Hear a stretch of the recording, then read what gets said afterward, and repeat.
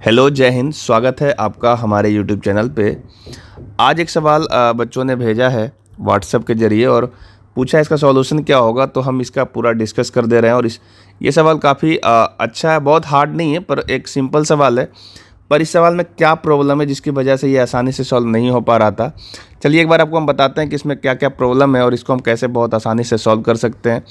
सबसे पहले बात है, सवाल को आप ध्यानपूर्वक पढ़िए, उसके बाद ही आप सवाल को बनाने की कोशिश करिए। सवाल क्या कह रहा है, हिंदी वाला देखिए। सवाल पहले हम पढ़ दे रहे हैं। बाहुबली ने दो योजनाओं ए और बी में 1,45,080 रुपया का निवेश किया। योजना ए में 60% प्रति वर्ष की दर से, जबकि योजना बी में 40% प्रति वर्ष की दर से ब्याज मिलता है। यदि 3 वर्षों के बाद दोनों योजनाओं से प्राप्त राशि 5:3 के अनुपात में है, तो बी में निवेश की गई राशि का योजना ए में निवेश की गई राशि का अनुपात क्या होगा। ठीक है, ये सवाल पूछा है। अब यहाँ पे दिक्कत क्या है ना, कि जब इस सवाल को आप ध्यान से पढ़ोगे तब आपको ये पता नहीं चलेगा कि ये सवाल आपका साधारण ब्याज का है या चक्रवृद्धि ब्याज का है, क्योंकि इसमें ऐसा कुछ मेंशन किया नहीं है। लेकिन यदि आप इसी सवाल को आप इंग्लिश वाला वर्जन पढ़ोगे तब आपको ये बहुत क्लियर हो जाएगा कि ये सवाल चक्रवृद्धि ब्याज का है। देखिए सवाल इंग्लिश वाला क्या कहा है कि Bahubali invested a total of 1,45,780 in two scheme A and B, both of which offer interested which are compounded annually। यहाँ पे देखिए लिखा हुआ है compounded annually। ठीक है, A offer 60% per annum and B offer 40% per annum if after 3 years the value of the two investment A and B are in the ratio 5:3, ठीक है, respectively। Then what was the initial ratio of the investment made in B and A. ठीक है, तो ये investment पूछा है, B और ए का अनुपात क्या होगा। ठीक है, यहाँ से पता चला कंपाउंडेड ये वर्ड का इस्तेमाल किया, मतलब ये चक्रवृद्धि ब्याज से कंपाउंड हुआ। ठीक है, चलिए सबसे पहली बात, टोटल रुपया कितना लगाया है, तो 1,45,780 रुपया लगाया है। ये टोटल अमाउंट है। ठीक है, और इस अमाउंट में जो ए में लगाया है पैसा, ए स्कीम और बी स्कीम, दो स्कीम है, तो ए स्कीम में जो पैसा लगाया उसको हम पी ए बोल देते हैं और बी स्कीम में जो पैसा लगाया इसको हम पी बी बोल देते हैं। ठीक है, हो गया। और इसमें ये जो आपका 60% दे रहा है पहला वाला स्कीम और दूसरा वाला स्कीम दे रहा है 40%। ठीक है, और दोनों 3 साल के लिए ये लगाया गया है। ठीक है, और इससे जो आपका अमाउंट मिलता है 3 साल के बाद, उसको हम कह सकते हैं कि ये आपका जो अमाउंट टोटल मिलेगा उसको हम मिश्रधन बोलते हैं ना, तो मिश्रधन को हम ए से डिनोट करते हैं। तो ये आपका स्कीम ए का है और ये वाला जो अमाउंट है वो स्कीम बी का है। ठीक है, अब हम थोड़ा सा समय लेंगे सब कुछ को समझाने के लिए। ठीक है, वैसे ये सवाल को बनाने में बहुत ज़्यादा मेहनत नहीं करना है, बहुत आसानी से आ जाएगा आंसर, पर हम फिर भी समय लेंगे ताकि आपके सवाल बहुत अच्छे से समझ पाओ। जब भी ऐसा सवाल आ जाए तो आप अपने एग्जाम में इसे सॉल्व करके इससे स्कोर उठा सको। ठीक है, इसलिए हम थोड़ा सा समय लेंगे, आप सारी बातों को ध्यान से समझना। वीक स्टूडेंट होंगे तो वो भी आसानी से समझ जाएंगे, क्योंकि हम इसमें यूज होने वाले हर बातों को आपको बता देंगे, तब जा करके आपका ये प्रॉपर हो जाएगा। चलिए, तो हमारा ये पता चल गया कि 1,57,080 रुपया का टोटल पैसा इसमें इन्वेस्ट किया गया है। और स्कीम ए में कितना पैसा लगाया तो उसको हम पी ए बोल रहे हैं, और स्कीम बी में जो पैसा लगाया उसको हम पी बी बोल रहे हैं। ठीक है, ये वास्तव में मूलधन है। ठीक है, तो ये आपका चक्रवृद्धि मिश्रधन क्या होता है, वो वाला फॉर्मूला आपको याद होगा। चक्रवृद्धि मिश्रधन कैसे निकालते हैं, तो ए बराबर होता है P × 1 + R/100 और पावर टी। ठीक है, ए मिश्रधन है और पी इसका मूलधन है, आर इसका दर है और टी इसका समय। इसी फॉर्मूले का हम इस्तेमाल करेंगे और ये सवाल बहुत आसानी से सॉल्व हो जाएगा। तो दोनों जो मिश्रधन आया है ना, उसका रेशियो दे रखा है 5:3 है। ठीक है, स्कीम ए का जो मिश्रधन है और स्कीम बी का जो मिश्रधन है उसका रेशियो दे रखा है 5/3।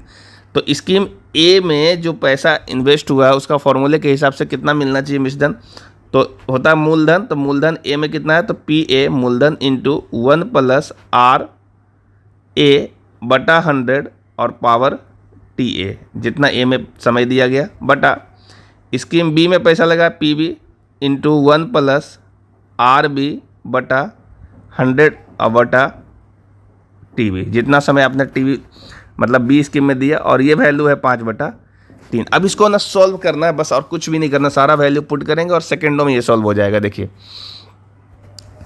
तो इसको हम यदि सॉल्व करें तो पी ए में कितना पैसा लगा है, तो इसका वैल्यू नहीं मालूम है, पी ए को पी ए बोल रहे हैं, और इनटू ये देखो आर का जो वैल्यू है, ये वाला वैल्यू आर है, ये वाला वैल्यू यानी जो इंटरेस्ट है ए का ये 60% है, ठीक है, और इंटरेस्ट बी जो है ये 40% है, ठीक है। तो हम यहाँ पे अगर 60% रखेंगे तो ये वैल्यू जो हो जाएगा 0 0 कैंसिल होगा, तो 6/10 बचेगा, यानी ये वैल्यू जो है एक बार लिख देते हैं, 6/10 बचेगा, काटेंगे तो ये वैल्यू 3/5 आएगा, ठीक है। और ये जो समय है वो 3 साल है, बटा ये वाला जो वैल्यू होगा पी बी इंटू, इसको हम सॉल्व करेंगे तो ये वैल्यू आएगा 1 प्लस यहाँ 40 रखेंगे तो 0 0 कैंसिल होगा 100 से, और जब इसको हम कैंसिल आउट करेंगे तो ये वैल्यू आपका आ जाएगा 2/5, और ये फाइनल आपका क्यू रहेगा, और यही वैल्यू जो आपका दे रखा है 5/3 दे रखा है, ठीक है। अब यहीं से आपको थोड़ा सा जल्दबाजी में कैलकुलेट करना, चूँकि सब कुछ याद रहेगा तभी आप जल्दी से कर पाओगे, ठीक है। तो यहाँ से देखो वैल्यू आ रहा है पी ए, और इधर से देखो 5 और 3 8, तो ये आ जाएगा आपका 8 का क्यू, और नीचे 5 का क्यू आएगा, तो उसको हम नहीं लिख रहे हैं चूँकि नीचे वाले 5 के क्यू से कैंसिल आउट हो जाएगा, और ये आ रहा है पी वी, और इधर 5 2 7 का क्यू, ठीक है। दोनों में नीचे 5 का क्यू रहेगा तो नहीं लिख रहे हैं, चूँकि ऊपर भी 5 का क्यू नीचे भी 5 का क्यू, तो वो कैंसिल आउट हो जाएगा, और ये वैल्यू आ रहा है 5/3, ठीक है। अब हमको यहाँ से ये बात याद होना चाहिए कि 5 का क्यू क्या होता है, और 8 का क्यू क्या होता है, और 7 का क्यू क्या होता है, ठीक है। इसको हम लोग लिख लेंगे जल्दी से। तो यहाँ से देखो 8 का क्यू कितना होता है,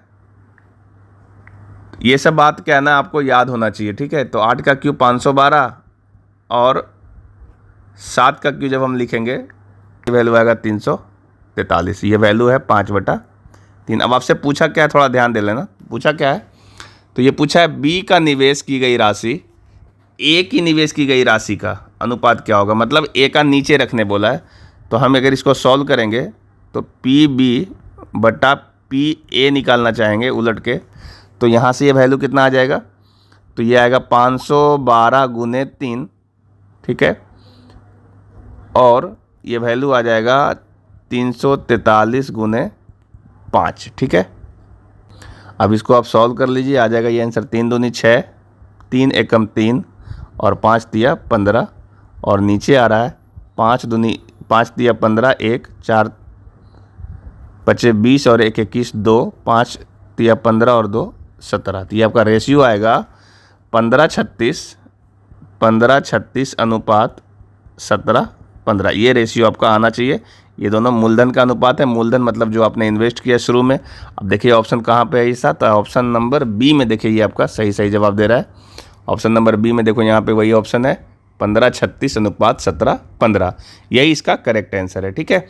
अब इतना सारा डिटेल मस्त इसलिए लिया गया क्योंकि आप इस बात को समझ पाइए। अगर जिस स्टूडेंट को ये सारी चीज़ें पहले से पता था, सिर्फ उसको सॉल्व करना है, तो वो फार्मूला वगैरह नहीं लिखेगा, वो जल्दी से कैलकुलेट करेगा और 2 3 4 स्टेप में इसका आंसर ला देगा, ठीक है। और ये सारी बातें जो इधर आपका लिखा गया, ये सब बात लिखने की कोई ज़रूरत नहीं है अगर आपको समझ में आता है तो, ठीक है। तो ये था एक छोटा सा सवाल, बहुत अच्छा सवाल है, क्योंकि ऐसे सवाल अक्सर एग्जाम में पूछे जाते हैं। एसएससी वाले एग्जाम में तो प्रॉपर बहुत बार देखा गया ऐसा सवाल पूछा हुआ, ठीक है। तो आप भी ध्यान से इस सवाल को देखिए और समझ करके बहुत बढ़िया से इसको बनाइए, ताकि आपका जो आगे का एग्ज़ाम है उसमें आप स्कोर कर सकें। चलिए आज के लिए इतना ही। अगर आप चैनल पर नए हैं तो चैनल को जरूर सब्सक्राइब करिए, अपने फ्रेंड सर्कल में शेयर करिएगा, और भी बच्चों का जो सवाल है वो आएगा तभी जा करके आप सभी लोगों को एक साथ हेल्प होगा। क्योंकि जब जो भी प्रॉब्लम और बच्चों का होता है, जो डॉट प्रॉब्लम है, वो उसको जब हम लोग डिस्कस करेंगे और उसी पे ज़्यादा चर्चा होगा तो आपका मैथ्स वैसे भी इम्प्रूव कर जाएगा, ठीक है। चलिए मिलते हैं हम नेक्स्ट नए कोई भी क्वेश्चन के साथ, तब तक के लिए आपका जय हिंद।